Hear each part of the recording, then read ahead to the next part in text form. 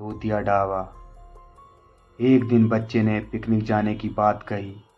यह सुनते ही अंकिता की रूह कांप गई, क्योंकि उसे एक पुराना किस्सा याद आ गया। ये बात तब की है जब अंकिता 10वीं क्लास में पढ़ रही थी। एक दिन टीचर ने पिकनिक का प्लान बनाया था। अपने सभी दोस्तों के साथ अंकिता ने भी जाने के लिए हाँ कर दी। पिकनिक पर जाना था पावागढ़। पूरा स्कूल पिकनिक जा रहा था, इसलिए करीब 30 बस सभी बच्चों को लेकर जाने के लिए तैयार थी। अंकिता अपने दोस्तों के साथ सबसे पीछे वाली बस में बैठ गई।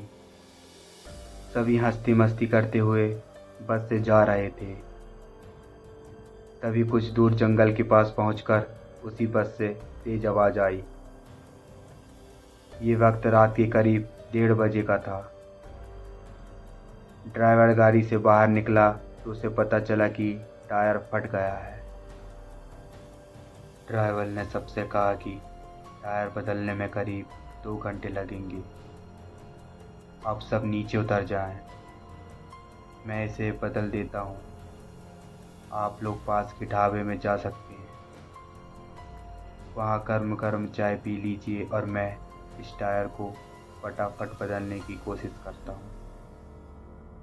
टायर की बात सुनकर सभी बस से उतर गए और पैदल चलते हुए पास के ढाबे में पहुँचे। वहाँ एक बूढ़ा व्यक्ति चाय बना रहा था। इतनी रात को ढाबा खुला हुआ और किसी इंसान को चाय बनाते देख सबको हैरानी हुई। उस बूढ़े इंसान ने कहा, आप सब चाय पी लीजिए, यहाँ अक्सर लोगों की गाड़ी खराब हो जाती है, इसलिए मैं भी अपना ढाबा हरदम खुला रखता हूँ। आप जैसे राहगीरों को कुछ मदद हो जाती है। उनकी बात सुनकर सबने चाय का ऑर्डर दे दिया। उन्होंने कुछ ही देर में सबके लिए चाय बनाकर मेज पर रख दी। चाय पीते हुए अंकिता की आंखें एकदम ढाबे की छत की तरफ गई। वहां अंकिता ने एक औरत को सफेद रंग की साड़ी में खुले बाल लहराते हुए देखा। कुछ देर बाद वो जोर जोर से हंसने लगी। भले ही हंसने की आवाज़ किसी को सुनाई नहीं दे रही थी, लेकिन अंकिता ने उसे मुंह खोलकर हंसते हुए देखा था। ये सब देखकर अंकिता ने डर के मारे आंखें नीचे झुका ली। कांपते हुए किसी तरह से अंकिता ने चाय दोबारा पीना शुरू ही किया था कि उसी वक्त जोर जोर से किसी के चिल्लाने की आवाज़ जंगल की ओर से आई। ढाबे में बैठे हुए सभी बच्चे और टीचर उस आवाज़ को सुनकर डर गए। सबको डरा हुआ देखकर उस बूढ़े इंसान ने कहा कि मैं देखकर आता हूँ कि क्या हुआ है, आप लोग यहीं बैठे रहो। इतना कहकर वो आवाज़ की तरफ बढ़ गया। तभी एक लड़की को खून की उल्टी लगातार होने लगी।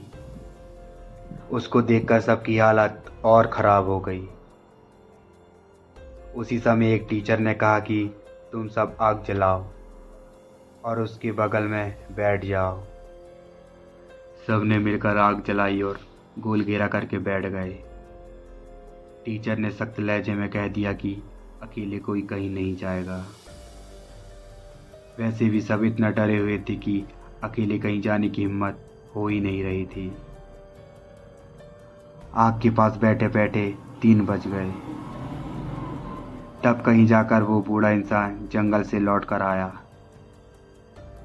उसने सबकी तरफ देखा और कहा कि इस चीज़ को सब भूल जाना, नहीं तो जीना मुश्किल हो जाएगा।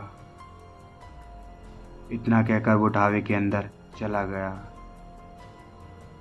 तभी ड्राइवर भी टायर बदलकर बस लेकर ढाबे के पास पहुंचा। सभी लोग भगवान का नाम लेते हुए उस बस में बैठ गए। टीचर ने बस में बैठते ही सबको कह दिया कि कोई एक दूसरे से बात नहीं करेगा, सीधे सब सो जाओ। टीचर की बात मानकर सब चुपचाप बस में ही सो गए। उसके बाद पिकनिक स्टॉप पर पहुंचे और करीब 1 हफ्ते बाद घूमकर आ गए। पिकनिक में किसी ने दूसरे बस के बच्चे से उस रात की बात में कुछ नहीं कहा, क्योंकि टीचर ने मना किया। लेकिन पिकनिक से लौटते ही सबने अपने दोस्तों और दूसरी क्लास वालों को इस भूतिया घटना के बारे में बताया। आज पिकनिक का नाम सुनते ही यही भूतिया ढाबे की कहानी अंकिता के मन में आ गई और बच्चों को पिकनिक भेजने से उसे डर लगने लगा। आपको भूतिया ढाबा कहानी कैसी लगी कमेंट करके बताएं।